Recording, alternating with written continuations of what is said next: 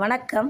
இன்றைக்கி வாமனாவில் அண்ணாமலையை ரவுண்டு கட்டும் புரோக்கர்கள் மற்றும் சீனியர்கள் அப்படின்ற தலைப்பில் தான் இந்த காணொளியில் நாம் பார்க்க போகிறோம். அண்ணாமலை 85 கோடி ரூபாய் நிலம் வாங்கினது சம்மந்தமாக மிகப்பெரிய பிரச்சனையில் சிக்கி இருக்கார் அப்படின்னு சொல்கிறத விட சிக்க வைக்கப்பட்டிருக்கிறார், கடுமையாக விமர்சனம் செய்யப்படுகிறார்.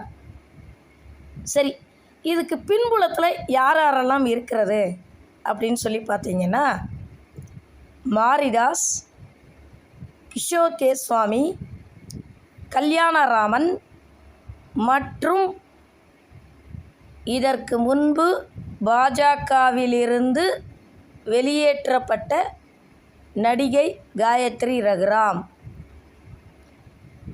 அதுக்கு முன்னாடி உங்களுக்கு ஒரு முக்கியமான விஷயத்த சொல்லிடுறேன். பொது வாழ்க்கைக்கு வர்றதுக்கு முன்னாடி நீங்கள் எவ்வளோ வேணாலும் சொத்து வாங்கியிருக்கலாம், எப்படி வேணாலும் நீங்கள் ஆடம்பரமாக இருந்திருக்கலாம். ஆனால் என்னைக்கு நீங்கள் பொது வாழ்க்கையில் கால் எடுத்து வச்சிட்டிங்களோ அன்னையிலிருந்து நீங்கள் சிம்பிளாக தாங்க இருக்கணும், எளிமையாக தாங்க இருக்கணும். எத்தனையோ அரசியல் தலைவர்கள் இருந்தாலும் என்னுடைய முன்மாதிரி, என்னுடைய ரோல் மாடல் யார் அப்படின்னா காமராஜர் தான்.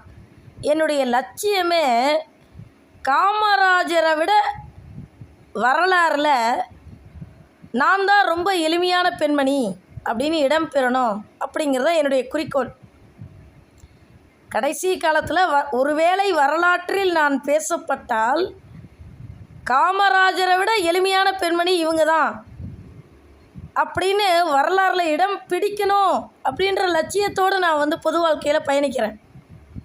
ஒரு சின்ன விஷயம், ஒரு சின்ன பொருள் வாங்குறது கூட நான் ரொம்ப யோசிக்கிறேன். முதல்ல என்கிட்ட பணம் இல்லை, அது வேறு விஷயம்னு வச்சுக்கோங்க. முள் மேல் படுக்கை போன்றது தான் பொது வாழ்க்கையில் இருக்கிறது, உண்மையான பொது வாழ்க்கையில் இருக்கிறது. சில பேர்லாம் திடீர்னு நேற்று வரைக்கும் சினிமாவில் நடித்து இன்றைக்கி வந்துடுவாங்க பொது வாழ்க்கைக்கு.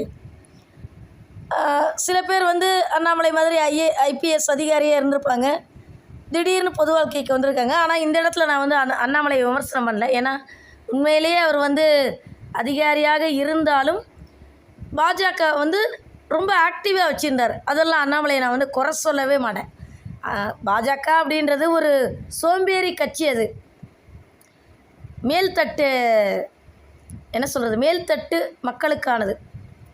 சுத்தமாக வேலையே பார்க்க மாட்டானுங்க. பொம்பளை கூட அந்த அளவுக்கு மேக்கப் பண்ண மாட்டான். பொம்பளை மாதிரி மேக்கப் பண்ணிக்கிட்டு மேடையில் மைக்கை பிடிச்சி ராமாயணம் மகாபாரதம் பேசிக்கிட்டு சுத்தமாக வேலை பார்க்க மாட்டானுங்க, நல்லா ஓப்பி அடிப்பானுங்க. அதில் உண்மையிலேயே அண்ணாமலை ஒரு டைனமிக் பர்சன். சரி, இப்போ விஷயத்துக்கு வருவோம். அதனால் பொது வாழ்க்கையில் எப்போ நீங்கள் கால் எடுத்து வச்சிங்களோ, நீங்கள் எந்த ஒரு பொருள் வாங்கிறதாக இருந்தாலும் முடிஞ்ச அளவுக்கு இது நமக்கு தேவையா அப்படின்னு யோசிங்க. தவிர்க்க முடியாத காரணமாக இருந்தால் அதை பற்றி பொதுமக்களுக்கு ஒரு அறிவிப்பு ஒன்று கொடுத்துருங்க, தப்பே கிடையாது. அதாவது காந்தியை சொல்லுவாங்க, மகாத்மா காந்தியை சொல்லுவாங்க. காந்தி மட்டும் இப்போ இருந்தார் அப்படின்னா ஆதார் கார்டே தேவையில்லை, ஆதார் கார்டே எனக்கு வேண்டான்னு சொல்லியிருப்பார். ஏன்னா காந்தி எப்போவுமே வெளிப்படை தன்மையை கடைப்பிடிக்கிறவர். பொது வாழ்க்கைக்கு சரியான ஒரு முன்னுதாரணம் யார் அப்படின்னா மகாத்மா காந்தி, காமராஜர், இவங்க தான். அந்த மாதிரி அண்ணாமலை பண்ண ஒரு தவறு என்ன அப்படின்னா, 85 கோடி நிலம், என்னுடைய மனைவியினுடைய நகைகள், என்னுடைய சேமிப்பு, நான் கொஞ்சம் லோன் போட்டு வாங்கினேன் அப்படின்னு அவர் சொல்கிறதெல்லாம் தப்பே இல்லை. அது மட்டுமல்ல, என்னுடைய சம்பாத்தியத்தில் நான் முதலாக வாங்கிய சொத்துன்னு சொல்கிறாரு, அதுவும் தவறில்லை. இப்போ கூட ஒன்றும் கேட்டு போல அண்ணாமலை என்ன பண்ணலான்னா, ஒரு டெஃபாமேஷன் சூட் ஒன்று போடணும். அவதூறு பரப்புறவங்க மேலே ஒரு டெஃபாமேஷன் சூட் ஒன்று போடணும். இப்போ என்னையை போன வாரம் ஒரு பையன் என்னுடைய நேர்மையை கலங்கப்படுத்துகிற விதமாக ஒரு வார்த்தை சொன்னான். நான் உடனே டக்குன்னு என்ன பண்ணிட்டேன், போலீஸ் ஸ்டேஷனில் ஸ்டேட்மெண்ட்டு அவனுடைய கைப்படவே எழுதி வாங்கினேன், ரிட்டன் ஸ்டேட்மெண்ட். இப்போ என்னென்னா அதை கோர்ட்டில் கேஸ் போட போகிறோம். இன்னும் வேறு எந்தெந்த இடத்துலலாம் புகார் கொடுக்குறோமோ அங்கேலாம் புகார் கொடுக்குறேன். ஏன் அப்படின்னா, என்னுடைய மடியில் கனம் இல்லை, வழியில் பயம் இல்லை. நான் ரொம்ப நேர்மையான ஆள். என்னை கலங்கப்படுத்துகிற விதமாக ஒருத்தர் சொன்னான்னா அதை ரிட்டன் ஸ்டேட்மெண்ட்டாக போலீஸில் நானாகவே எழுத சொல்லி வாங்கி இப்போ கேஸ் போட போகிறேன். அந்த மாதிரி அண்ணாமலை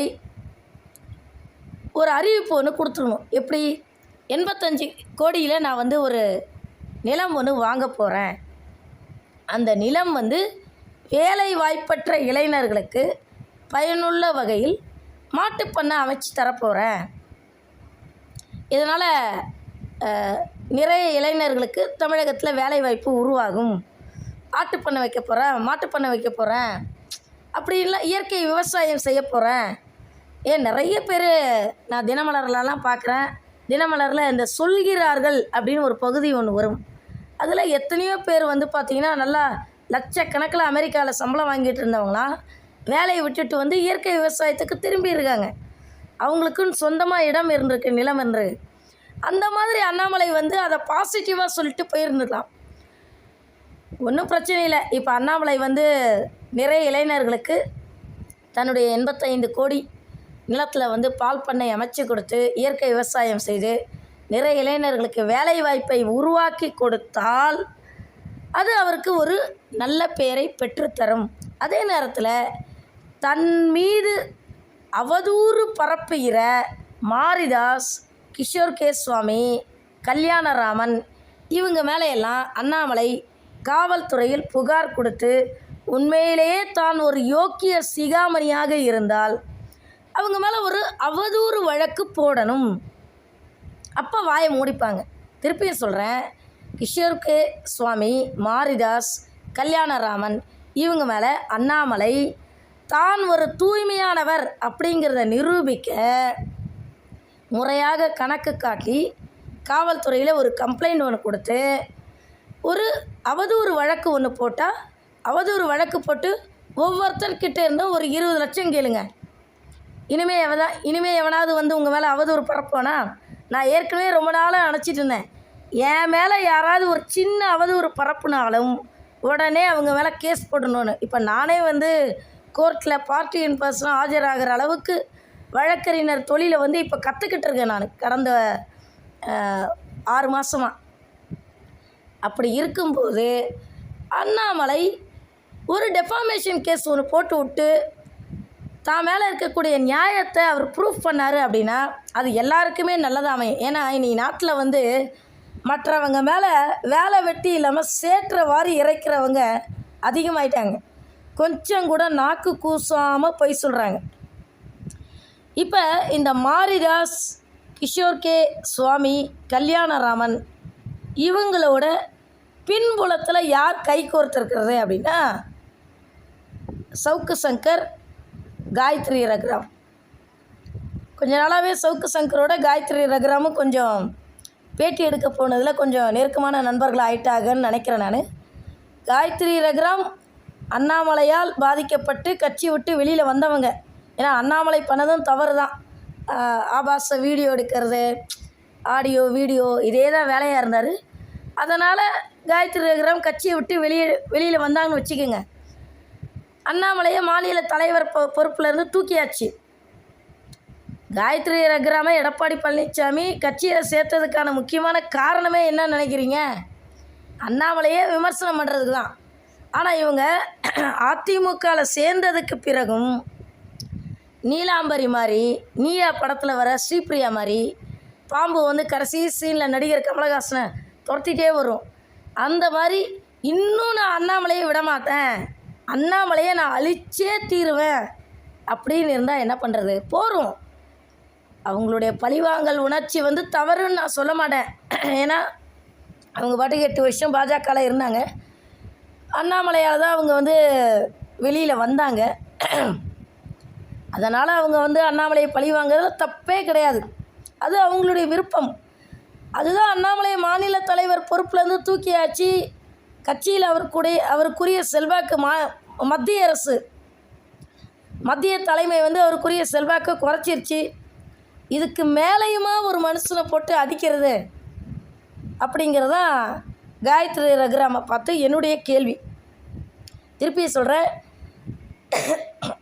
இந்த சூழ்ச்சியின் பின்புலத்தில் யார் யாரெல்லாம் இருக்கிறது அப்படின்னா, மாரிதாஸ், கிஷோர் கே சுவாமி, கல்யாணராமன், சவுக்கு சங்கர், காயத்ரி ரகுராம்.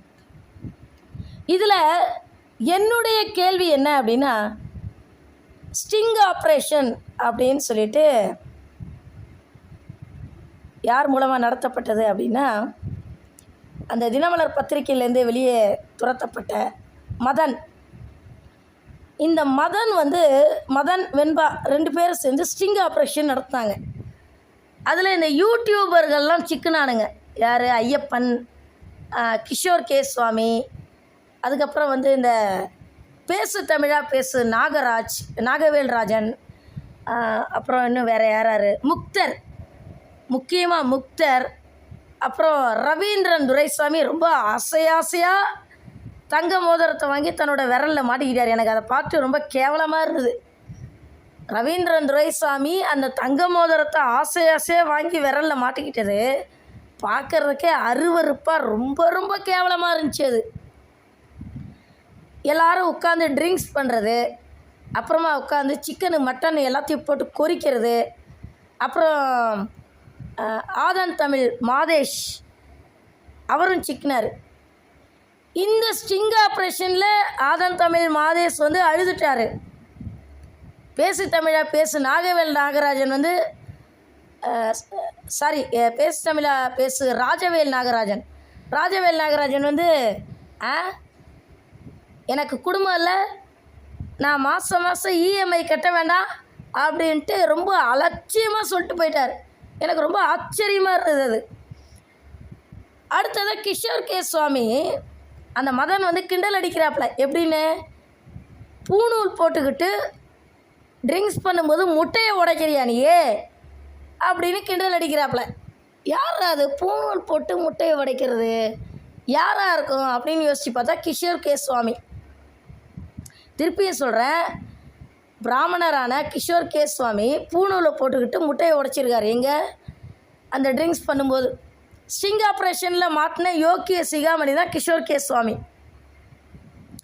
அதிமுகவில் எடப்பாடி என்ன பண்ணுறாருன்னா, மூத்த தலைவர்கள் அத்தனை பேரையும் ஓரங்கட்டிட்டு கட்சிக்குள்ளே புதிதாக வந்திருக்கிற ஒரு குரூப், யாரெல்லாம் பாஜகலேருந்து புதுசாக உள்ளே வந்திருக்காங்களோ அந்த குரூப்புக்கு முக்கியத்துவம் தர்றாரு, கிஷோர் கே சுவாமிக்கு முக்கியத்துவம் தர்றாரு. அதனால தான் எடப்பாடி பழனிசாமி அதல பாதாளத்தில் விழுந்து கிடக்கிறார். இன்னும் கொஞ்ச நாளில் பாருங்கள், ஜெயக்குமார், சிவி சண்முகம் அத்தனை பேரும் வெளிப்படையாகவே அறிவிப்பு விட்டுட்டு அவங்களும் அநேகமாக வேறு மாதிரி முடிவெடுக்கலாம்.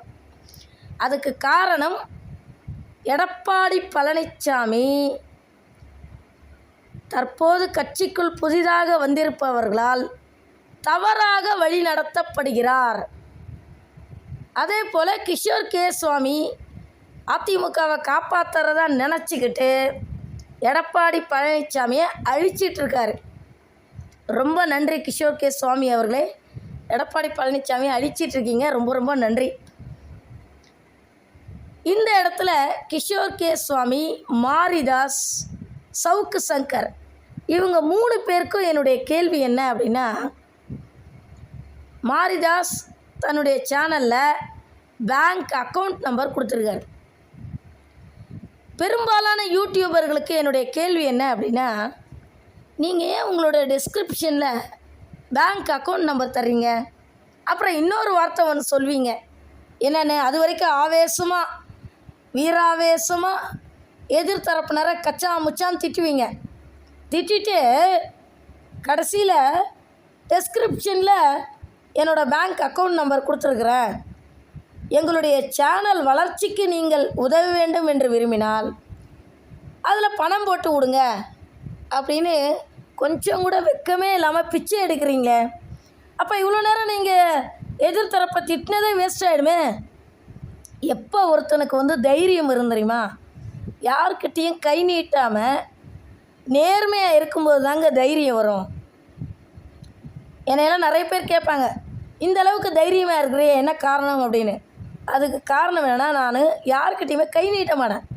என்னுடைய டிஸ்கிரிப்ஷனில் வந்து இந்த பேங்க் அக்கௌண்ட் நம்பர் கொடுக்கறது, அப்புறமா என்னுடைய சேனல் வளர்ச்சிக்கு உதவுங்கள். உண்மையை சொல்லணுன்னா சப்ஸ்கிரைபர் ஆகுங்கன்ற வார்த்தையை கூட நான் சொல்கிறது கிடையாது.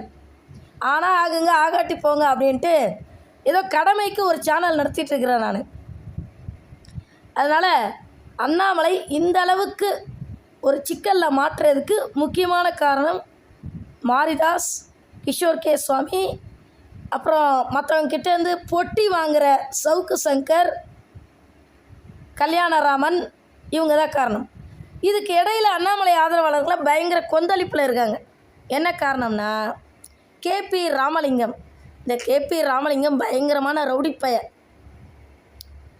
ஒருத்தர் வந்து ஒரு கடையை விட்டு கடையில் வேலை செஞ்சுட்டு இருக்கான். கடையை விட்டு வெளியில் போய் தனிக்கடை ஆரம்பிக்கிறான். தனிக்கடை போனி ஆகலை. திருப்பி பழைய கடைக்கே வந்தார்னா முதலாளி என்ன வேலை சொல்கிறாங்களோ அந்த வேலையை தான் செய்யணும். பொட்டலை மடிக்க சொன்னால் மடிக்க தான் செய்யணும் அப்படின்னு. முதல்ல கேபி ராமசாமிக்கு சேர் கொடுத்து உட்கார சொல்கிறது யார்? கேபி ராமசாமிக்கெல்லாம் அவ்வளோ முக்கியத்துவம் கொடுக்கக்கூடாதுங்க. ஏன்னா பார்க்கும்போதே தெரியுது ஒரு அநாகரிகமான ஒரு ரவுடி பையன் அப்படின்றது. இப்படி தான் பாராளுமன்ற தேர்தல் நேரத்தில் ஓபிஎஸ் மேடையில் மைக்கை பிடிச்சி பேசிகிட்டு இருக்கார். இவன் என்ன பண்ணுறான், ஓடி வந்து ஓபிஎஸ் கையில் இருக்கிற மைக்கை பிடுங்கி ஓபிஎஸ்ஸை மரியாதை குறைச்சலாம் நடத்துகிறான். அங்கேயே சப்புன்னு 2 அறை விட்டுருக்கணும் இந்த கேபி ராமலிங்கத்தை. நீங்கள் நல்லா கவனிங்களேன். இந்த ஆளை நீங்கள் கூர்ந்து கவனிச்சிங்கன்னா மேடையில் இவனுடைய ஆதிக்கத்தை நீங்கள் பார்க்க முடியும். தன்னை வந்து ஒரு பெரிய ஆளாக காட்டிப்பான். இவன் பல கட்சி மாறினவனா. அதே போல் திராவிட பாஜக, ஒரிஜினல் பாஜக, இவங்க 2 பேருக்கு இடையில மோதல் நடக்குது.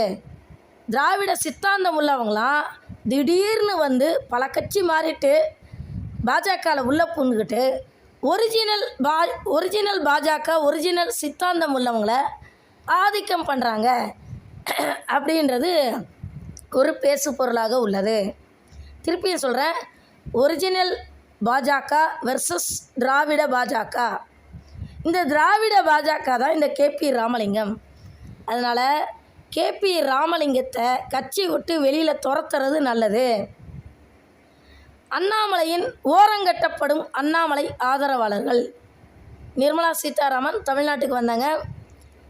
மூப்பனாருடைய நினைவு தினத்தை இது பண்ணதுக்கப்புறம் 25 பேர் வந்து ஒரு புது பொறுப்பாளர்களை பட்டியல் போட்டாங்க.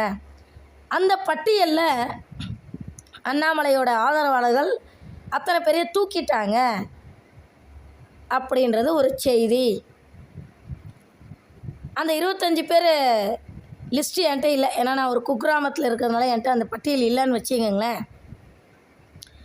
இந்த இடத்துல நிர்மலா சீதாராமனை பார்த்து என்னுடைய கேள்வி என்னென்னா, அவங்களுடைய திறமை உண்மையிலேயே பாராட்டப்படக்கூடியது. ரொம்ப தைரியசாலியும் கூட. பிராமண பெண்மணி. பொதுவாக நான் பிராமணர்களை வந்து விமர்சனம் பண்ணுறதில்ல. ஆனால் சுபவீர பாண்டியன் நிர்மலா சீதாராமனை பயங்கரமாக விமர்சனம் பண்ணுவார். விஜயின் புதிய கட்சியும் நிர்மலா சீதாராமனின் பழைய திமிரும் அப்படின்னு ஒரு வீடியோ ஒன்று போட்டிருந்தார். விஜயின் புதிய கட்சியும் நிர்மலா சீதாராமனின் பழைய திமிரும் அப்படின்னு. அண்ணாமலை கட்சியை ரொம்ப டைனமிக்காக வச்சுருந்தார். உண்மையிலேயே சிறப்பாக செயல்பட்டார். அவர் பண்ண ஒரே ஒரு தவறு என்னென்னா, சொத்து வாங்கியிருக்கக்கூடாது. அப்படியே அவருக்கு சொத்து தேவைப்படுது அப்படின்னா அதுக்கு முன்னாடியே முறைப்படி ஒரு அறிவிப்பு ஒன்று விட்டுட்டு, நான் வாங்குகிற சொத்தால் பல பேருக்கு 100 பேருக்கு வேலை கிடைக்க போகுது, வேலை வாய்ப்பை உருவாக்க போகிறேன் அப்படின்னு சொல்லிவிட்டு அவர் வாங்கியிருந்தார்னா இன்றைக்கி இந்த பிரச்சனை இல்லை. மாரிதாஸ், கிஷோர் கே சுவாமி, சவுக்கு சங்கர் இவங்கெல்லாம் கண்டுபிடிச்சதுனால தான் இன்றைக்கி பிரச்சனை. அதே போல் நடிகை காயத்ரி ரகுராம் இனிமேலும் அண்ணாமலை மேலே வச்சிருக்கிற அந்த வன்மத்தை கொஞ்சம் குறைச்சிக்கிறது நல்லது. ஏன்னா அண்ணாமலையுடைய அரசியல் வாழ்க்கையே காலி பண்ணியாச்சு. இனிமேலும் விடாமல் நான் அண்ணாமலையை துரத்துவேன், அண்ணாமலையை நான் வந்து அழிப்பேன் அப்படின்னு சொல்கிறது நீலாம்பரி மாதிரி இருக்குது. நன்றி, வணக்கம்.